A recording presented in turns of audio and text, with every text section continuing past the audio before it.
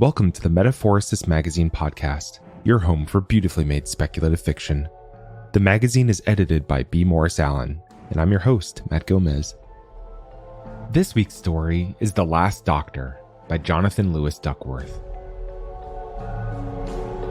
Jonathan Lewis Duckworth is a completely normal, entirely human person with the right number of heads and everything.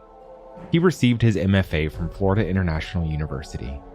His speculative fiction work appears in Pseudopod, Beneath Ceaseless Skies, Southwest Review, Tales to Terrify, Flash Fiction Online, and elsewhere. He is a PhD student at University of North Texas and an active HWA member. Find him on Twitter at Joe Duckwo. That's JODUCKWO.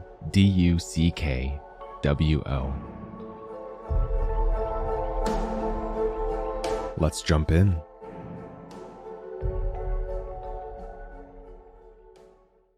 To heal is the noblest purpose.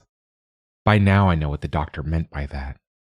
He'd come to Antler Point 3 moons ago, just a few days before Lynn Key, the first of the sick, lost his mind and split Dub Brunner's skull with a woodcutting axe. The doctor must have known, must have smelled it on the wind before any of us knew scalesick had come to us. He appeared as a dark sliver walking out of the setting sun, a masked man pushing his little handcart laden with strange tools. He was taller than anyone here, his smell clean, his posture upright and trustful. When we asked why he had come, he told us because a terrible sickness was soon to emerge. He was right, and now I help him with his healing work. As I help him with his work, I try to learn all I can. Mostly he answers my questions, but sometimes not. Even when his answers are strange or unhelpful, I enjoy his voice for its own sake. How'd scalesick come to Antler Point instead? Someone from another settlement brought it here. Perhaps they did not know they were sick, or had reasons for traveling we could only guess. Why ain't I gotten sick like my parents or my sister? I do not know why, Joe Park. You may be immune, or you may carry it, yet show no symptoms. Either way, it is a beautiful thing. I wonder if he means I'm beautiful. I hope so. Do the scalies always turn crazy? Almost always, in advanced cases. Advanced cases? His words are strange but beautiful, a kind of music. Some of them don't? In all my years of curing, I've only known one exception. Did there used to be more doctors like you? Yes. A very long time ago, when there was more of everything, when people lived in forests of metal and glass. More music from his hidden lips. I imagine these forests full of wise people like the doctor. Why do you become a doctor? To help others. One needs a higher purpose, and to heal, to spread the gift of health, is the noblest of all. Where do you learn your ways? From the doctor who taught me. How did you know the sickness would come here? He doesn't answer. Can you show me what your face looks like? It is improper for a doctor to remove his mask while working. Do you even recall what air feels like? He doesn't answer.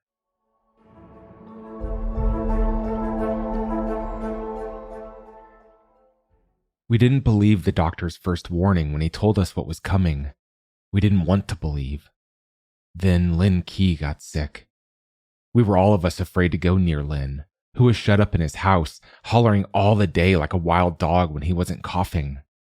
The doctor, in his black frock and his shimmery black gloves and glimmery false face with its eyes like mirrors, set fire to the house, with Lynn Key still inside. That was the only way to deal with one so far gone, he said. And who could argue with him? No one even had the courage to look into the dark lenses of his mask. The others, my folks included, were afraid, but not me. I saw from how he burned Lynn Key when the rest of us were cowering in our homes that he'd come here to help, to do good. But even a helper needs help, and the doctor was no exception. He needed someone strong and brave like me to dig burning pits and gather up the supplies for making his salve.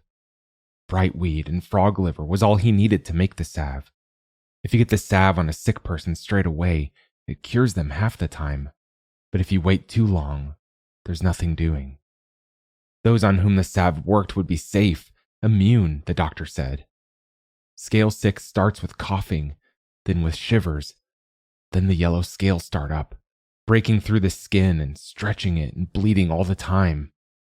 After the scales comes weakness, and then awful strength and madness, melting the person you knew and leaving a wild dog like poor Lynn. The salve didn't work for Mama, whom the doctor killed and burned like so many others. And Dad lied and hid his scales until he was too weak to dress himself. The doctor didn't kill him. I did. Cut his head from his neck with a spade. I was so mad he hid it from us and that he got my sister sick. The doctor and I burned him together. As we watched him burn, I felt something touch my arm. It was the doctor's glove, his firm grasp. When I tried to put my hand on his, he let go and stepped away. I'm sorry for your loss, Joe Park. What's there to be sorry about? Good riddance to him. He looked away from me, and I wondered what face he was making under his mask. I wondered if that face was as beautiful as his voice, and why he kept it hidden from me. You said it came from some other stead. What did? Scalesick. You said a traveler brought it. Oh, yes, the most likely vector. But who? Other than you, there ain't been many travelers. The doctor silenced me, laying his other glove, so cold, on my face. I was afraid to speak, afraid he might let go of me if I did. I'm a doctor. I go where I am needed. But what did a doctor need? I laid my hand over his glove. The fire crackled. One of the pyre logs split with a crack like thunder and a gasp of sparks. Jostled, one of Dad's arms flopped out. Stubborn, just like him. But still, it burned in the end.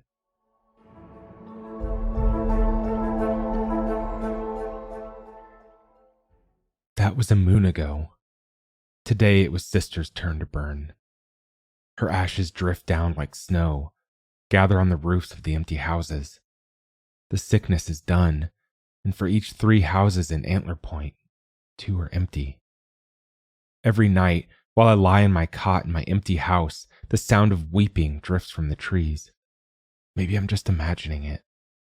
Maybe it's a ghost. The sound is so faint. Salve didn't work for Sister, or maybe we got her too late. The doctor says it's not for us to wonder why some live and some don't. Only do what we can to save as many lives as we can. Rubber is what he calls the false face over his face, the mask he wears. Such a beautiful mask it is. The like of a beautiful face, and in the black puddles of his eyes I see my own longing. I wonder if he knows how I feel. I wonder if he feels the same way.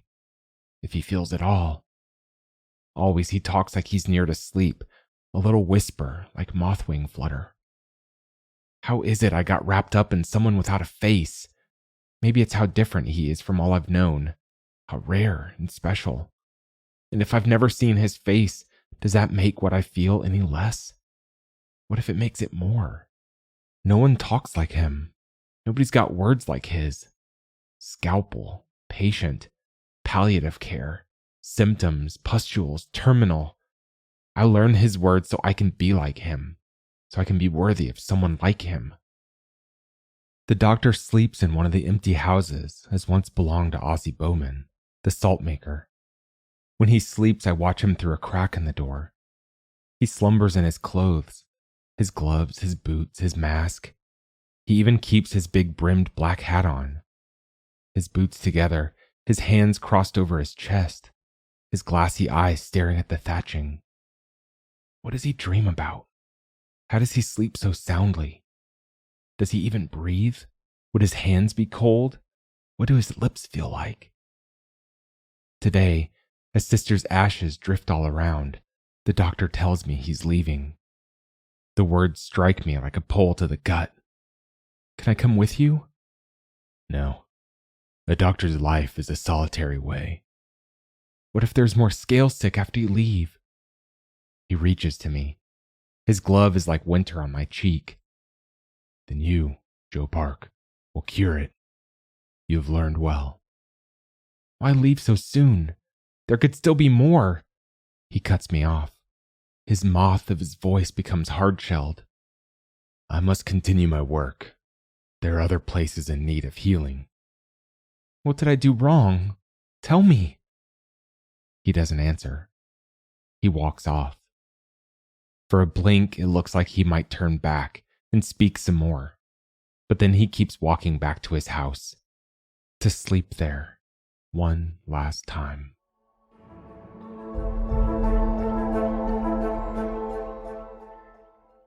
Night comes, and the big moon piece sits high and pale at the top of the sky, while the little moon piece smolders low and red over the rooftops. For one last time, I sneak to the doctor's house to watch his sleep. But this time, watching him, I can't help myself. I push the door open. It's unlocked. The old wood only creaks a little on the rusty hinges. What a quiet floor soft silt makes, cold and shifting under my toes. I creep and kneel beside the sleeping doctor. How nice it must be to sleep so soundly, like a yolk in its eggshell, closed to the world's troubles. I feel his arms, hard as stones. To handle scalies as easily as he does, of course he's strong. Shoulders and chest tell the same story. There is no softness anywhere. Still he doesn't stir. My hand travels toward a dangerous place. Is he like me? Does he even have what I have? But as my fingers reach his belt, the low night breeze carries a sad music to my ears. It's the weeping again. Somewhere out in the wilder there, outside the stead, someone is bawling their eyes out, as they have each night. Only this time it's louder, more pitiable than ever. I make space between me and the doctor, wait for him to stir, but he doesn't. The crying keeps on, and between mewling and blubbering, there's another sound, unmistakable, awful, the cough of lungs heavy with pus. Doctor, I say. Doctor, wake up. But the doctor doesn't wake. How could we have missed someone? We treated all the sick, saved those we could save, killed the rest. Who did we forget? I reach down to shake the doctor, but stop myself. Why not show him he needs me? Why not prove my worth? I leave the saltmaker's house and hurry to mine, where I gather my bow and quiver. Armed now, I move under the moonlight, following a trail of footprints and the sound of sobbing to the edge of the lake that divides Antler Point from the rest of the world. Watching through the brush and leaves, I see the weeping, coughing man. Sometimes moonlight paints brighter and clearer than sun. Sometimes it shows what sun's too shy to show. Is it a man when most its skin has turned to scales?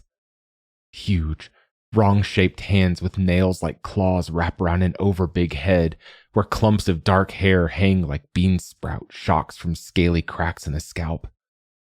Hands and head tremble with each heave, each sob, each shudder. I knock an arrow and draw the bow. Wood, bone, and sinew creak and shake as the bow bends. The scaly's crooked spine draws straight in answer. The claws drop, and a face I ain't never seen in this stead looks my way. Moon glimmer puddles in two small, dark eyes, and my arm aches from holding the bow taut. It's him. It must be. The man who started all this, the stranger from another stead who brought the scalesick to Antler Point. 3 moons worth of anger jump from my arm and out the bow, and the arrow strikes true. The scaly dies quieter than most. A few little mewls, but nothing more. A shudder, then nothing. But in dying, the scaly does a strange thing. Easy as it would be for it to fall forward into the lake and poison the water with its bad blood, it throws itself the other way and falls into the leaves and pine litter. Then it goes still. I run back to the stead, smash my way through the door to the doctor's house. The This time I don't bother with quiet. I run to his bed and grab his hard shoulders and shake, shake, shake. "Wake up!" I shout. "Your work's not done. There's another scaly for burning." The doctor's head rolls off. His arms pull off in my grip. A cabbage and 2 thick branches from a blackwood tree tucked under the mask and hat, under his frock. First there's quiet. Then there's a sinking feeling, like I'm at the bottom of something dark and cold, and the world's pushing me under. Then I just start laughing. Laughter and tears are such close siblings, almost twins. When my eyes dry up, when my throat hurts from all the laughing and shouting, I take up the mask and put it over my face. The gloves are loose, but I reckon I'll grow into them. The frock is heavy but warm, a needful shell between the world and me. So this was why he wore it. He wasn't as lucky as me. Scalesick changed his face and body, even if it left his mind untouched. But that wasn't why he wore the mask and gloves. It was to keep the ache of the world out, as much as to keep the scalesick in. I don't say goodbye to anyone in the stead.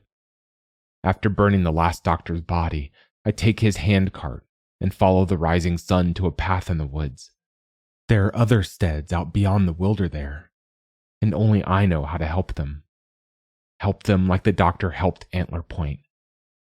To heal is the highest, noblest purpose. Somewhere there's sickness, and nobody but a doctor can cure it. That was The Last Doctor by Jonathan Lewis Duckworth. Thanks for listening. If you enjoyed this episode, we'd love it if you'd leave us a 5-star review on Apple Podcasts, Spotify, or whatever platform you listen to us on. Or, better yet, share the magazine and podcast with a friend. If you'd like to listen to more speculative fiction, visit us online at magazine.metaphorosis.com or on Twitter at MetaphorisisMag.